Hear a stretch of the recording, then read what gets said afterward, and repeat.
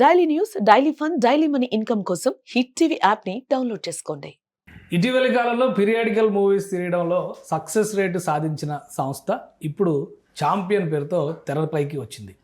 ఈ సినిమాలో నటన, సినిమా సక్సెస్ కానీ, సినిమా కథ విషయంలో ఉన్నటువంటి ప్రత్యేకతలు ఏంటి, మరీ ముఖ్యంగా మహానటి, ఆ తర్వాత సీతారాము, ఆ తర్వాత వస్తున్నటువంటి సినిమా ఈ ఛాంపియన్ ఎలా ఉందో ఒకసారి ఫస్ట్ రివ్యూ తెలుసుకునే ప్రయత్నం చేద్దాం. మనతో పాటు సీనియర్ జర్నలిస్ట్, ఫిలిం క్రిటిక్ ప్రభు గారు ఉన్నారు. ప్రభు గారు నమస్తే. సినిమాకి సంబంధించి ట్రైలర్స్ కానీ, ముందు ప్రీ రిలీజ్ హడావడి కానీ ఒక రేంజ్లో వచ్చింది. చాలా మందిలో ఒక అటెన్షన్ ఉన్న సినిమా ఛాంపియన్. శ్రీకాంత్ గారి కుమారుడు హీరో కాబట్టి ఎక్స్పెక్టేషన్స్ హై రేంజ్లో ఉన్నాయి. సో ఎట్లా ఉంది సినిమా ఛాంపియన్? బాగుంది. ఈ వారం రిలీజ్ అయిన సినిమాల్లో మంచి హైయెస్ట్ బజ్ కలిగినటువంటి మేకింగ్ వాల్యూస్ పరంగా చాలా హై బడ్జెట్ ఫిల్మ్ గా వచ్చింది. చాలా ఎక్స్పీరియన్స్, ఎందుకంటే సాంగ్స్ రిలీజ్, టీజర్ రిలీజ్ అయిన దగ్గర నుంచి బజ్ అనేటువంటి బాగా పెరిగింది. ముఖ్యంగా శ్రీకాంత్ కొడుకు హీరోగా, ఫుల్ ప్లెజ్డ్ హీరోగా, గతంలో అతను చేశాడు, పెళ్లి సందర్ సినిమాలో చేశాడు, అంతకుముందు చైల్డ్ ఆర్టిస్ట్ గా కూడా చేశాడు. వెయిటింగ్ తర్వాత వచ్చినటువంటి సినిమా కాబట్టి దీని మీద బజ్ చాలా క్రికెట్. అందులో స్వప్న సినిమా, అస్మి దత్ గారి కాంపౌండ్ నుంచి అలా స్వప్న ఇల్లు చేసినటువంటి సినిమా కావటం, అలాగే ఆనంది ఆర్ట్స్ అనేటువంటి ఒక బ్యానర్, మరి కొంతమంది కలిసి తీసినటువంటి ఒక పెద్ద ప్రెస్టీజియస్ ఫిల్మ్ గా దీన్ని ఒక 3 years గా ఒక తపస్సులాగా చేశారు. పెళ్లి సందడి తర్వాత రోషన్ కి చాలా మంచి ఇది వచ్చినప్పటికీ కూడాను ఇలాంటి ఒక బ్యానర్ లో ఇలాంటి ఒక కంటెంట్ తో రావాలనేటువంటి దీంతో వెయిట్ చేశారు.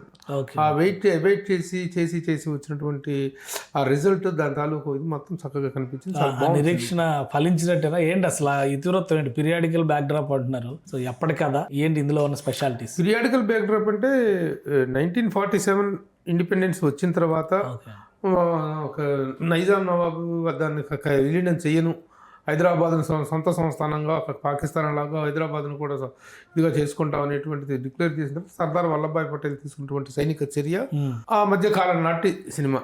ఆ టైంలో ముఖ్యంగా సాయుధ పోరాటం అనేటువంటిది జరిగింది, రజాకార్ల ఉద్యమం జరిగింది, రజాకార్ల అణచివేత అనేది జరిగింది. ఆ టైంలో అన్ని గ్రామాలు కూడా నిరసన జ్వాలతో పిలుపుకున్నటువంటి చరిత్ర మనకు తెలుసు. వాటిలో ముఖ్యంగా బైరాన్పల్లి అనేటువంటిది ఒక ప్రత్యేక చారిత్రాత్మకమైనటువంటి ఒక గ్రామ, బైరాన్పల్లిలో జరిగినటువంటి వీర బైరాన్పల్లి అంటారు. ఆ ఉద్యోగంలో ఈ కుర్రవాడు యాక్చువల్ గా is a champion, football champion అవడంతో అతనికి మాంచెస్టర్ క్లబ్ లో, ఇంగ్లాండ్ లో జరిగినటువంటి మాంచెస్టర్ క్లబ్ లో పార్టిసిపేట్ చేసే అవకాశం వస్తుంది. అతని ఆట తీరు చూసి ఒక ఫారినర్ అతన్ని స్పాన్సర్ చేస్తానంటాడు.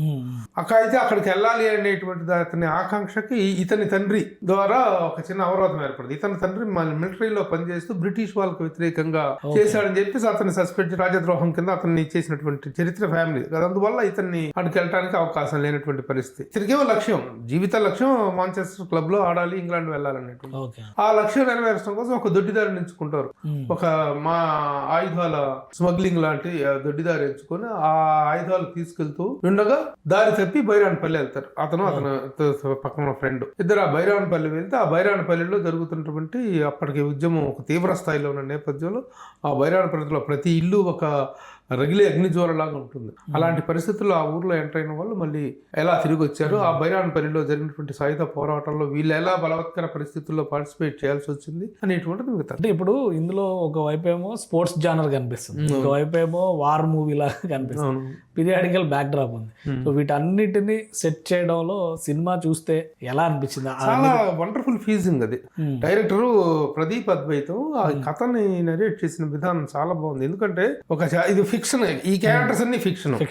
అక్కడ సర్దార్ వల్లభాయ్ స్వాతంత్ర సమర పోరాటం దగ్గర నుంచి, నెహ్రూతో కన్వర్జేషన్ దగ్గర నుంచి క్యారెక్టర్ ప్రకాష్ రాజ్ చేశారు.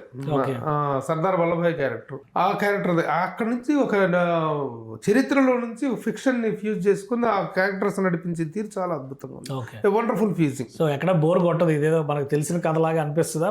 రిలేట్ చేసుకోవడానికి అవకాశం రిలేట్ అవుతుంటుంది కదా. మనకు ఆనాటి చరిత్ర తెలిసిన వాళ్ళందరికీ కూడా రిలేట్ అవుతుంటుంది, తెలియని వాళ్ళకి కొత్తగా ఉంటుంది, తెలిసిన వాళ్ళకు రిలేట్ అవుతుంది. అలాంటి ఒక పెక్యులారిటీ ఉన్నటువంటి కథ ఇది. ఇక దాన్ని చిత్రీకరించిన విధానం, తీసుకున్న కథ ఎంత గొప్పగా ఉందనేటువంటి, ఎంతగా ఎలాగా ఉందనేటువంటి దానికంటే కూడా నేను చిత్రీకరించిన విధానం, ఆనాటి వింటేజ్ లుక్స్ తీసుకురావటం, 1947 నాటి వాతావరణాన్ని కేవలం ఆనాటి కథ తీసుకోగానే సరిపోదు, ఆ వాతావరణాన్ని ఎలా ప్రతిబింబించారు, అప్పటి జీవన పరిస్థితుల్ని, అప్పటి నేపథ్యాన్ని ఏ విధంగా ప్రొజెక్ట్ చేశారు అనేటువంటిది చాలా చక్కగా చూపించారు. ఇంకా చాలా రియల్ లైఫ్ క్యారెక్టర్స్ వస్తాయి ఇందులో. పుచ్చలపల్లి సుందరయ్య గారి దగ్గర నుంచి చాలా మందిని టచ్ చేస్తారు అంటే అవన్నీ అలా ఊహామాత్రంగా టచ్ చేసినట్టు క్యారెక్టర్. ఆ రోజుల్లో ఉద్యమంలో పుచ్చలపల్లి సుందరయ్య గారు ఎంత పరోక్షంగా ఆయన ప్రత్యక్షంగాను పరోక్షంగాను కూడా ఉద్యమానికి ఆయన చేతునిచ్చారు. ఆ క్యారెక్టర్ మురళీ శర్మ చేశారు. మిగతా లోకల్ గా ఉన్నటువంటి క్యారెక్టర్స్, రియల్ లైఫ్ క్యారెక్టర్స్ అంటే ఇవన్నీ ఫిక్షనల్ క్యారెక్టర్స్. ఈ రియల్ లైఫ్ క్యారెక్టర్స్ ని ఫిక్షనల్స్ తోటి లింక్ చేసిన విధానం, ఆ సన్నివేశాలని అప్పటి పరిస్థితుల్ని దీంతో లింక్ చేసిన విధానం బాగుంది. Very good. ఆర్టిస్టుల పరంగా చూస్తే కథకి సెట్ అయ్యారా అందరూ? రోషన్ అయితే అన్ని ట్రైలర్స్ లో అదరగొట్టినట్టు కనిపిస్తున్నాడు, థియేటర్ లో కూడా అదే రేంజ్ కనిపించవచ్చు. మిగతా కాంబినేషన్స్ ఎలా సెట్? అంటే యాక్చువల్ గా ఈ కథ మొత్తం కూడా one man show off Roshan, only of champion. One man షోలో రోషన్. మైకేల్ సి విలియమ్స్ అనేటువంటి అతని క్యారెక్టర్. అంటే అప్పట్లో బ్రిటిష్ వాళ్ళందరూ ఇక్కడ స్థిరపడిపోయినటువంటి ఒక ఫ్యామిలీకి సంబంధించిన వాళ్ళు కాబట్టి ఆ పేరు అదే అతనిది. ఆ క్యారెక్టర్ లో అతను చాలా బాగున్నాడు. కొంత ఫారినర్ లుక్, ఆ పేరుకు తగ్గట్టుగా కొంత ఆంగ్లో ఇండియన్ లుక్ అది కలిగినటువంటి నేపథ్యం కలిగినటువంటి ఫ్యామిలీ. వాళ్ళ మదర్ కోవై సరళ, ఆవిడ ఒక రెస్టారెంట్ రన్ చేస్తారు. ఆ రెస్టారెంట్ దాంట్లో వెన్నెల కిషోర్ బంధువు, ఇలాంటి వాతావరణం అంతా చక్కగా చేశారు. మిగతా ఆర్టిస్టులు ఎవరో ఇలా చేసినప్పటికీ వన్ మ్యాన్ హీరోయిన్ గురించి కూడా ముందు. హీరోయిన్ వచ్చేసి తాళ్ళపూడి చంద్రకళ. తాళ్ళపూడి చంద్రకళ అదే అనాస్వర అని ఒక మలయాళీ హీరోయిన్. ఆమె చాలా పొగిడారు మరి, చాలా బాగా చేసింది. ఎందుకంటే ఆ అమ్మాయి ఒక నేచురల్ బ్యూటీ, చాలా చక్కగా ఆ పాత్రకు తగ్గట్టుగా. అక్కడ ఆ అమ్మాయి క్యారెక్టర్ ఏంటంటే అక్కడ నాటకాలు ఆడిస్తుంటది. ఈవిడ ఫస్ట్ టైం డైరెక్షన్ చేసింది. ఆ డైరెక్షన్ లో ఫస్ట్ రోజు చేసిన రోజున ఆ నాటకం కాస్త అబాస్ ఫాలో అవుతుంది. ఆ చేసిన ఇద్దరు క్యారెక్టర్స్ రాలేదు, ఆ రెండు క్యారెక్టర్కి ఇలా ఇద్దరు డయాసి ఈ హీరోయిన్ అక్కడ చిన్న అబాస్ నడుస్తుంది. ఆ తర్వాత ఈ అమ్మాయి డైరెక్షన్ లో ఒక సొంత నాటకం చేయటం, ఆ నాటకాలు అనేటువంటి ఒక చిన్న ప్రీలూడ్, అక్కడ మధ్యలో ఒక ఇంటర్లూడ్ లాగా ఉంటుంది. అంటే క్యారెక్టర్ల పరిచయం అనుకోవడానికి పనికి వస్తుంది. ఆ అమ్మాయి చాలా చక్కగా న్యాచురల్ గా, ఎంత ఎందుకంటే girl at the next door అంటాం కదా, అంత న్యాచురల్ గా ఉంది. వాళ్ళిద్దరే మెయిన్ ప్రధాన పాత్ర, ఎక్కువ కనిపిస్తారు అంతా వాళ్ళే కనిపిస్తారు. One man show off Roshan. Overall గా ఇప్పుడు సినిమాలో కాంబినేషన్, ఈ ఆర్టిస్టులు, కథ, నేటివిటీ అన్ని చూసిన తర్వాత మనం ఎక్కువ ఇన్వాల్వ్ చేసేది మ్యూజిక్. ఈ సినిమా మ్యూజిక్ పరిస్థితి ఏంటి? మ్యూజిక్ చాలా బాగుంది. Mickey Meyer music he's given a wonderful this. ముఖ్యంగా ఆ పాట ఈ సినిమాని హైలైట్ చేసింది.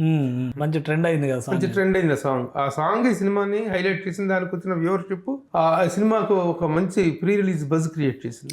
అలాగే ట్రైలర్ వీటిలో కూడా మంచిది. సో ఓవరాల్ గా ఏమి రేటింగ్ ఇస్తారు? రేటింగ్ అనలేం కానీ ఓవరాల్ గా ఎలా చెప్తారు మీరు ఈ సినిమా? ఓవరాల్ గా చాలా మంచి ప్రయత్నం, చాలా మంచి ప్రయత్నం. సో రోషన్ కి ఒక ఫస్ట్ స్టెప్ లాంటిది ఇది అనుకోవచ్చు. అంటే ఎంట్రీ తర్వాత ఇది స్టెప్ కాదు, it is a wonderful promotion to him. Okay, ఎవరి నోట పెట్టినా రోషన్ అద్దరగొట్టాడు, అద్భుతంగా చేశాడు. ఇదే మాట తప్ప మరొక మాట లేదు సినిమా చూసి. సో ప్రభు గారు ఓవరాల్ గా అంతా బాగుంది, బలాలు అన్ని పాజిటివ్ ఇది కనిపిస్తున్నాను. మరి నెగిటివ్ షేడ్స్ కానీ, సినిమా పలానా చోట వీక్ అయిందని కానీ అనిపించింది ఎక్కడైనా? అంటే రెండు అభ్యంతరకరంగా అనిపించినట్టు. సెకండ్ హాఫ్ లో కొంచెం ల్యాగ్ ఉంది, కొంత సాగదీత అనేటువంటిది. బోరింగ్ అంటాం లేదు కానీ కొంచెం ఎడిటింగ్ ఇంకా షార్ప్గా ఉంటే బాగుంది అనేటువంటి ఫీలింగ్ కొట్టుకెళ్తుంది. కోటగడ్డ వెంకటేశ్వరరావు గారు లాంటి సీనియర్ ఎడిటర్ అక్కడ. అది ఏదైనా డైరెక్టర్ రిక్వైర్మెంట్ని బట్టే చేస్తారు కానీ ఆ ల్యాగ్ ఫీలింగ్ వచ్చింది. ఈ వార సన్నివేశాలు రిపీటెడ్గా రావటంలో కొంత ల్యాగ్ అనేటువంటిది కనిపించింది. ఇంకోటి మిస్కాస్టింగ్ అనేటువంటిది ఈ సినిమాలో బాగా కనిపిస్తుంది. మిస్కాస్టింగ్ కొన్ని ప్రధాన పేర్లు చెప్పను, అనవసరం, అది మాట్లాడటం కరెక్ట్ కాదు. కొన్ని ప్రధాన పాత్రలకు ఎంపిక చేసినటువంటి ఆర్టిస్టుల తాలూకు పర్ఫార్మెన్స్ కానీ వాళ్ళ ఎక్స్పీరియన్స్ కానీ అంత గొప్పగా లేదు. ఆ మిస్కాస్టింగ్ కొంత ఎఫెక్ట్ అవుతుంది. 1-2 క్యారెక్టర్స్ 4-5 క్యారెక్టర్లో మిస్కాస్టింగ్ కనిపించింది. చాలా ప్రాధాన్యత ఉన్నటువంటి పాత్రలు, బట్ అలాంటివి ఉన్నాయి మిస్కాస్టింగ్స్. అవి తప్పితే ఓవరాల్ గా మాత్రం it's a wonderful film, wonderful attempt from a wonderful banner. Right. Thank you Prabhu garu విశ్లేషణ అందించినది. ఇది ఛాంపియన్ సినిమాకి సంబంధించి పీరియాడికల్ బ్యాక్డ్రాప్ అయినా కానీ చాలా కాంబినేషన్స్ని అద్భుతంగా సెట్ చేయగలిగారు దర్శకుడు ప్రదీప్ అన్నారు. ఇక అన్ని ఫ్రేముల్లో రోషన్ అదరగొట్టారు అనేది ఇప్పుడు వస్తున్నటువంటి ఫీడ్బ్యాక్. ఇది ఈ సినిమాకి సంబంధించిన రివ్యూ.